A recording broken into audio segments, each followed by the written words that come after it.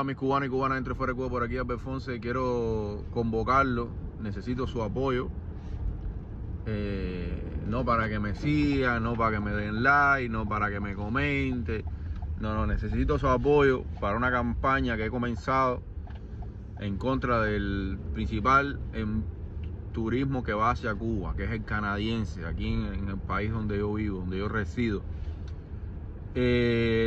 Tenía varias, hice un brainstorm, se llama una lluvia de ideas, y cómo se podría comenzar para tener un impacto aquí en la sociedad canadiense, no para cubana, no para que nos represente a nosotros, porque yo creo que ese es uno de los principales problemas de todas las campañas cubanas en el exterior, que están enfocadas a lo que el cubano piensa y cree lo más importante, y por eso no le llega y no traspasa a las otras comunidades. Y eso se nota fácilmente, eso es un dato que es incuestionable.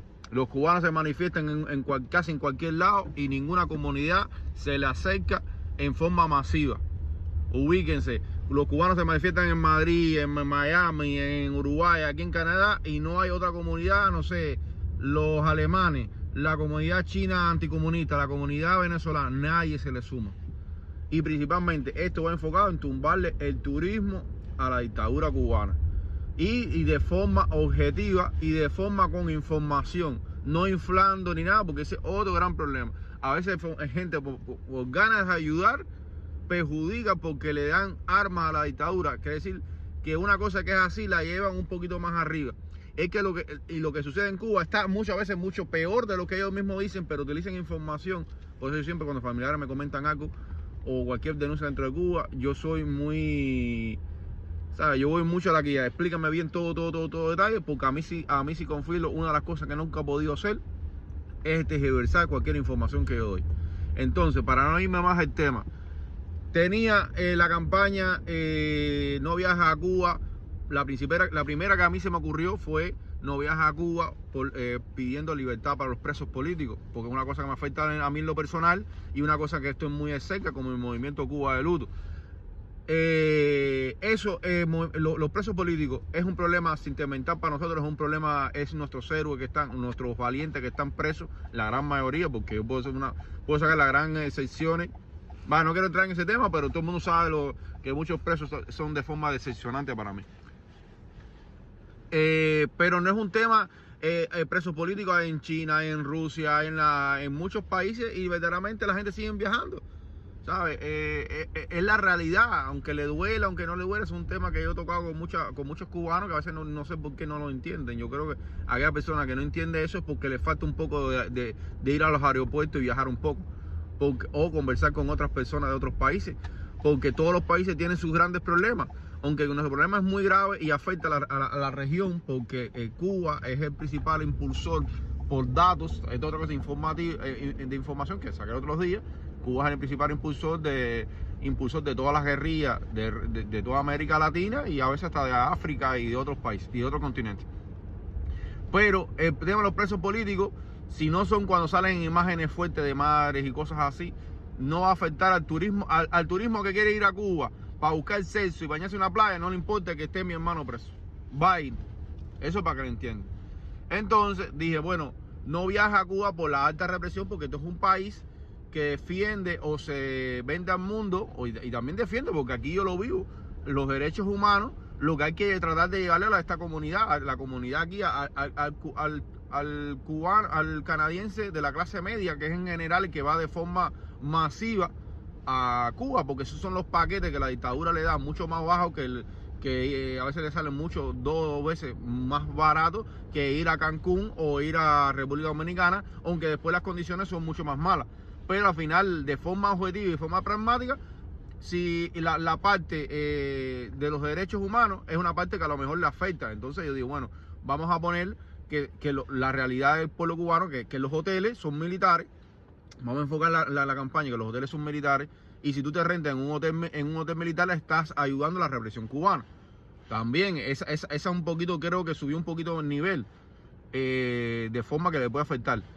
Después también salió otra, No Viajes a Cuba, por un problema ya enfocado en el turismo, que te puede afectar a ti, porque en Cuba existen robos hay mucha alta violencia, no sé qué, pero que hay personas que dicen en los centros turísticos no hay mucha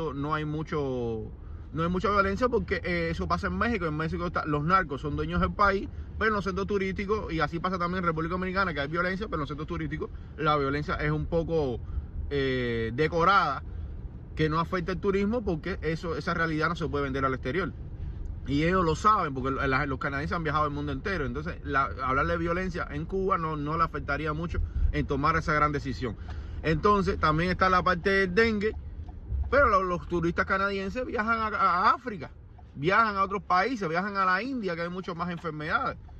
Entonces, hay una cosa que sí está basada, que hay mucha información que ha salido muchas veces condenado, y ahora la dictadura cubana le ha puesto una sombrilla de protección que es a la pedofilia, después con el nuevo código de la familia. ¿Entiendes? Ante el código nuevo de la familia habían salido unos cuantos casos en la prensa de aquí canadiense, hasta hay un policía de aquí en la ciudad donde vivo yo, Vancouver, que fue acusado creo que el año pasado o el antepasado por pedofilia en Cuba.